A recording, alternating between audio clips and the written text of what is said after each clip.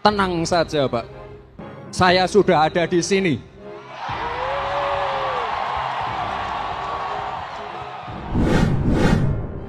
Majunya Gibran sebagai cawapres Prabowo sudah saya prediksi sejak Agustus 2020 lalu. Ini adalah tulisan saya berjudul Gibran, Romantisme Jokowi Efek yang direka ulang. Artikel analisis ini ditayang pada artikel utama Kompasiana. Kala itu saya membuat analisis terkait pencalonan Gibran sebagai wali kota Solo yang memang menuai pro kontra. Sejak saat itulah saya mencium aroma tak sedap yang sedang direncanakan terhadap Gibran. Bagaimana tidak, baru beberapa bulan mendapat kartu anggota PDIP, ia langsung dicalonkan menjadi wali kota, melengser para kader lain yang sudah mempersiapkan diri sejak lama. Dalam PDIP sendiri kala itu juga terjadi pro kontra, mengingat partai besutan Megawati itu bercorak partai kader, yang seharusnya mengutamakan kader yang sudah matang. Putusan PDIP sendiri mendukung Gibran baru belakangan diberikan. Itu karena takut kehilangan muka dengan partai lain yang memang sudah terlebih dahulu memberikan dukungan. Dalam tulisan itu saya sendiri mengkritik keras PDIP yang memang mengangkangi anggaran dasarnya sebagai partai kader. Proses kaderisasi yang telah dijalani kader-kader lain pun tercoreng akibat embel-embel nama besar Jokowi dan tentu mengganggu iklim kaderisasi. Saya juga mengkritik langkah Jokowi yang membiarkan anaknya bertarung di tengah sorotan publik atas hasil pemilu 2019 lalu, di mana sekitar 17,22% anggota DPR RI merupakan bagian dari dinasti politik karena memiliki hubungan dengan pejabat publik, baik hubungan darah, pernikahan, maupun kombinasi keduanya. Waktu itu saya berharap di tengah pragmatisme politik para elit politik, Jokowi bisa menunjukkan teladan yang baik sebagai investasi moral dan etika politik di masa yang akan datang. Namun harapan agar Jokowi menjadi lilin di tengah kegelapan politik itu sirna, karena toh Gibran pada akhirnya tetap dicalonkan menjadi wali kota Solo. PDIP sendiri juga terkesan melempem karena takut akan suara publik yang memang kala itu masih terpapar oleh Jokowi efek yang sangat kencang. Kekuatan itulah yang terus dipelihara Jokowi sehingga PDIP tidak bisa berkutik. Lalu apa sebenarnya citra dan reputasi Jokowi yang kuat melekat dalam branding Jokowi efek?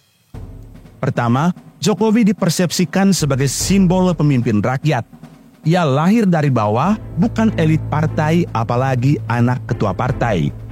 Citra dan reputasi ini menguat dengan gaya belusukan Jokowi yang berhasil menyentuh emosi rakyat.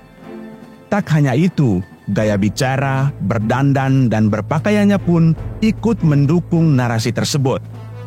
Terlepas dari kemampuannya yang diragukan banyak orang, bahkan dicap sebagai pemimpin boneka, namun kenyataannya rakyat suka sama Presiden Jokowi. Alasan kedua Jokowi efek menguat, yakni dari Pilkada DKI Jilid 1 dan 2 sampai Pilpres 2014 dan 2019, narasi yang dimainkan nyaris sama, yaitu radikalisme versus Pancasila. Jokowi dalam dentuman dinamika politik yang demikian brutal itu berhasil lolos sebagai pemenang. Sadar atau tidak, di satu sisi, kemenangan Jokowi ini adalah kemenangan PDIP sebagai partai nasionalis.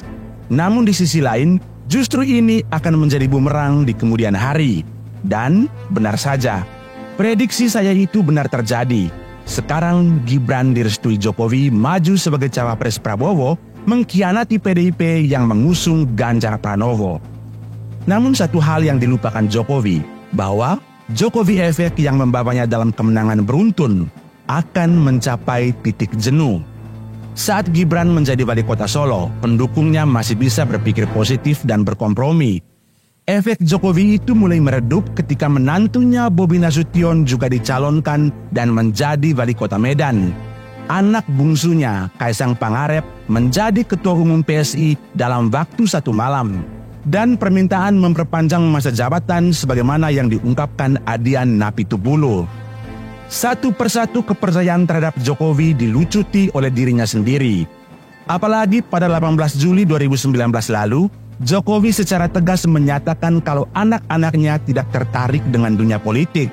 Kala itu, ungkapan Jokowi ini adalah pembeda dirinya dengan SBY yang jelas-jelas mendorong anaknya ke dunia politik. Namun saat ini keduanya menjadi sama dan publik kembali kehilangan harapan. Investasi harapan dan kepercayaan yang ditanamkan Jokowi dalam Jokowi Effect juga mencapai titik terendah saat Ketua MK yang merupakan paman Gibran dan ipar Jokowi terbukti melanggar etika dengan meloloskan gugatan batasan usia Capres-Cawapres. Putusan ini dinilai sengaja dibuat untuk meloloskan Gibran. Demi Gibran, sang paman rela mengubah konstitusi negara. Jokowi sadar bahwa satu-satunya sisa kepercayaan publik yakni program dan kebijakannya. Karena itulah ia mendukung Prabowo sebagai penerus kebijakan-kebijakan pentingnya. Namun celakanya, Prabowo sendiri tidak mungkin mau dikendalikan Jokowi. Ia tidak ingin menjadi presiden hanya untuk menjadi boneka Jokowi. Prabowo juga mau dikenang sebagai presiden yang punya cerita dan ciri khas tersendiri. Karena itu, Prabowo pasti berusaha menghindari bayang-bayang Jokowi selama ia menjadi presiden. Pertaruhan Jokowi pun semakin besar dan berbahaya di menit akhir jabatannya.